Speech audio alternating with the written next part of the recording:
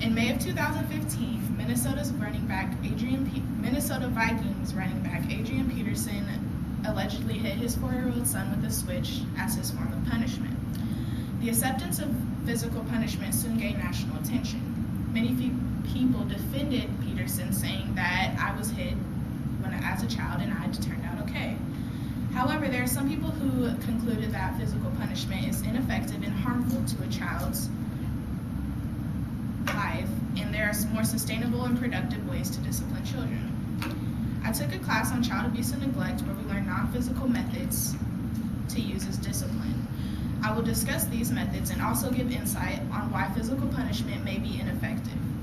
There are some disadvantages you may not know about that come along with physical punishment. First, physical punishment makes children more aggressive.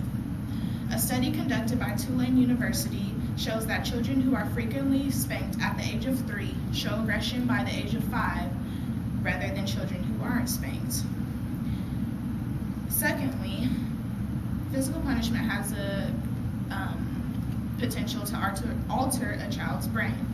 A study conducted in 2009 shows that if a child is spanked as little as 1 time a month for 3 years, show less gray matter in certain areas of the prefrontal cortex of the brain. This is often leading to depression, addiction, and other mental health disorders. The gray matter is involved in controlling muscles, seeing and hearing, memory, connections, speech, decision-making, and speech self-control. A study conducted by CNN showed on how corporal punishment affects the brain says that it leads to a decrease in cognitive ability. Lastly, children who are spanked often continue the cycle of abuse. A study conducted in 2011 shows that child abuse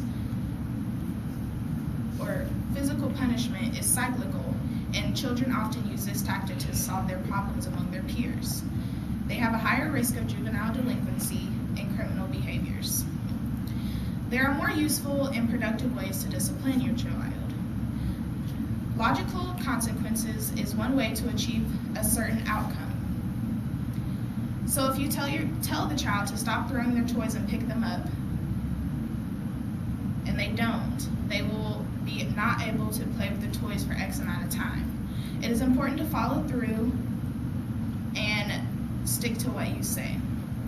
Timeout is also a method if they have broken a specific rule that has already been set in stone. Choosing a timeout space can be difficult, but it is important to put them in a place with no obvious distractions, since children often find ways to entertain themselves. The importance of timeout is to separate the child from the problem and allow them time to cool off. Withholding privileges is also a method to use if children just simply cannot cooperate. If a child has a problem with cooperation, it is time for them to give up something they like. It is important to keep in mind not to take something they need as a meal or a bed, but take something that they'll value and miss and be prompt to change their behavior.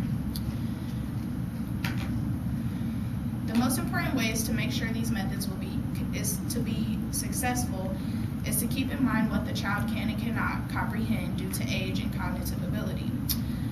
And remember that the main purpose of discipline is to teach or to change the behavior, and physical punishment is often ineffective or harmful at changing behavior. So before you raise your hand to physically discipline your child, ask if there are any other methods that you would find more useful.